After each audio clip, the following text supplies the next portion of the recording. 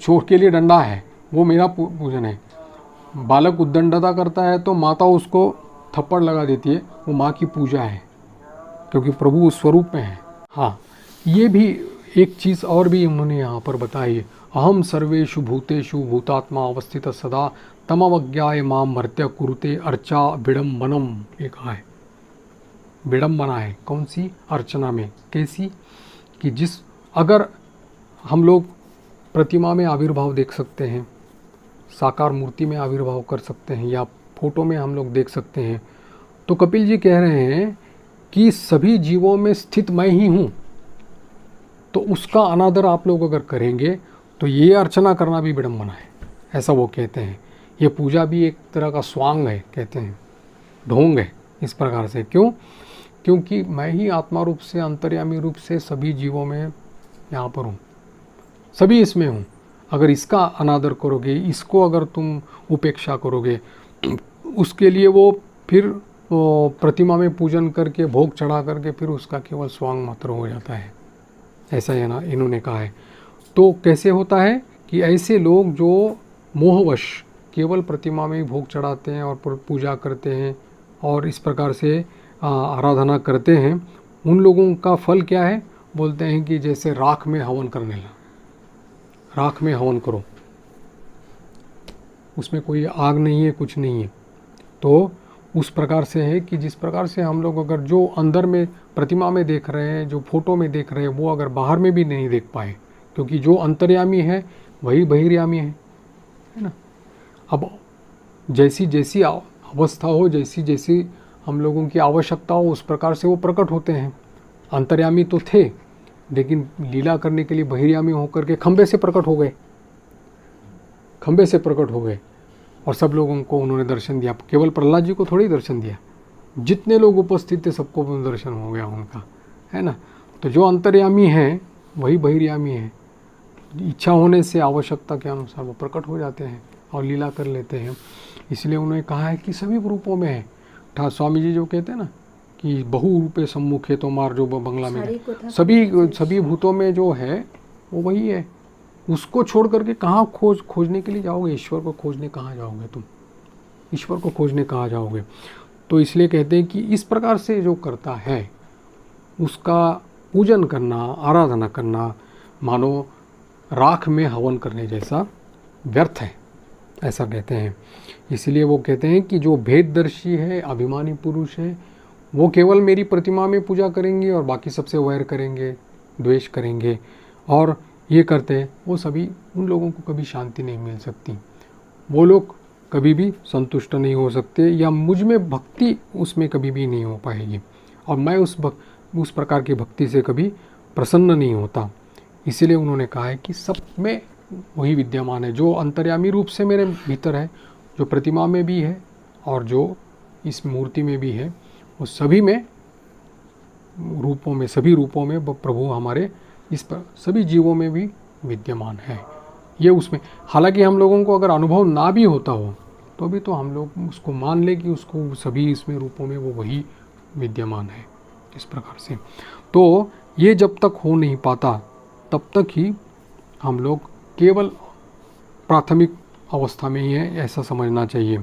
तो थोड़ा भी ये कहते हैं कि वो बोलते हैं कि जो व्यक्ति आत्मा और परमात्मा के बीच में थोड़ा सा भी अंतर करता है, वह मृत्यु रूप महान भय मानो उपस्थित उसके लिए होता है, मृत्यु रूप का महान भय उसके लिए उपस्थित रहता है। तो इसलिए वो कहते हैं कि सभी लोगों के भीतर में उसी का आविर्भाव या अनुभव करके समदृष्टि से उसका पूजन करना चाहिए, ऐसा उन्होंने यहाँ पर कहा है। आगे का हम लोग अगले बार देखेंगे। तो ये है कि मतलब जो अंतर्यामी बहिर्यामी सभी रूपों में उसका जब तक हम लोग ये नहीं कर पाएंगे तब तक फिर साधना भी हमारी पूर्ण नहीं होगी, कभी साधना कभी पूर्ण नहीं होगी। समम सर्वेषु भूतेषु, ऐसा कहा है, समदृष्टि, सब जगह में वही दृष्टि है। और जो दृष्टि अगर बहिर्जगत में हम लोग व्यवहार करते समय अगर यही दृष्टि हमारी रहे तो अंतर्दृष्टि तो वही बन जाएगी हमारी साधना की पुष्टि उससे ही होगी ना। अगर हम लोग 4 लोगों से व्यवहार कर रहे हैं या 4 हमारा कार्य कर रहे हैं, उसमें ही अगर प्रभु का आविर्भाव या भगवत बुद्धि उसमें रखें, भगवत स्वरूप है ऐसा अगर हम लोग उसमें करें तो हमारे 1 घंटे का ध्यान के लिए वही पूरक हो जाएगा, वही हमारे उसके लिए हमारा जो साधन पथ है उससे पुष्ट हो जाएगा, क्योंकि प्रभु छोड़कर और कुछ है नहीं। व्यवहार भले ही अलग हो, लेकिन जान करके कि भगवत स्वरूप वही है, वही है।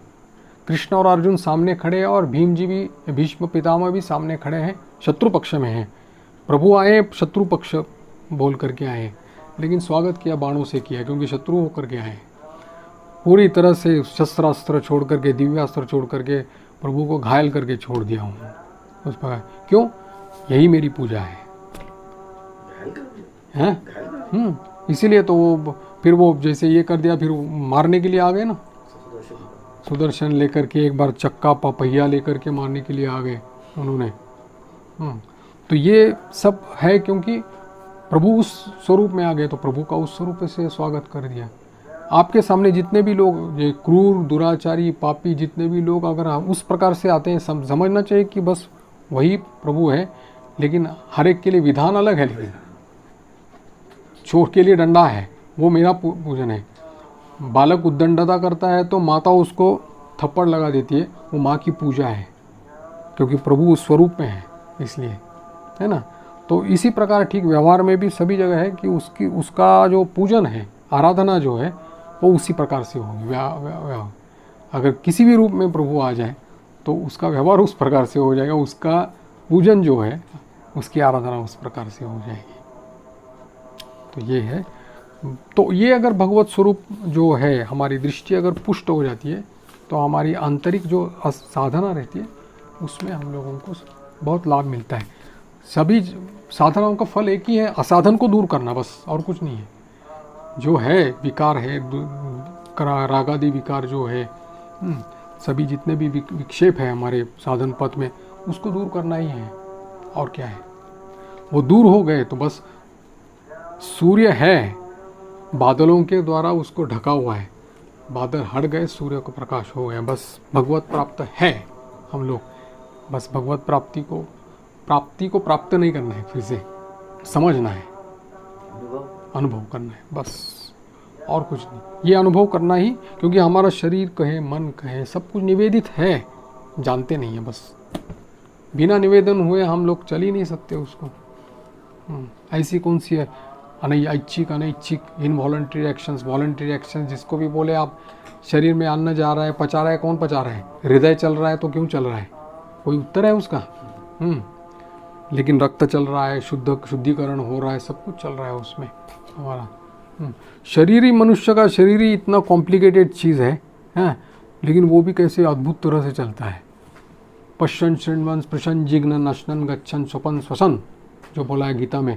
यानी कि इस प्रकार के जितने भी है, यहाँ तक कि आँख की जो पलक झपक जो रहती है, वो भी प्रभु की इससे इच्छा से सब कुछ होता है उसमें, है ना। चल रहा है, हम लोग थोड़ी करते, हम लोगों को ज्ञान ही नहीं है उसका। पलक झपक तो ऐसे कितने हो जाते हैं, लेकिन हो तो रहा है। आँखें कितनी छोटी चीज़ है, अगर उसको अगर मानो आँखें चली गई तो आँखों की रोशनी चली गई, पूरा संसार मिट गया उसके आँखों के सामने, लेकिन तो चल तो रहा है ना। तो ये सभी चीज़ें जो हैं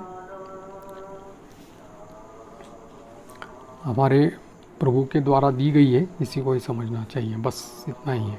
और ये सब निवेदित है, और सब उसी की शक्ति से चल रही, ये समझना है।